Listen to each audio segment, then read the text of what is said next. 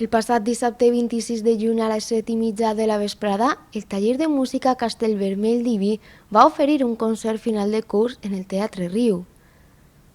Degut a la pandèmia no va ser possible fer-ho en el seu dia, però per fi es va poder estrenar en públic i en directe l'obra Els Reis Jogueters. Es tracta de l'obra guanyadora del primer premi de l'edició número 10 del concurs internacional de composició de marxes per a cabalgates de Reis Mags, organitzat per l'Associació de Reis Mags d'Ibi. Totalment fora de l'època nadalenca, el Castellvermell va decidir començar la seva actuació per on havia cessat la seva activitat degut a aquest paró d'activitats per la pandèmia, amb aquesta marxa de cavalcada.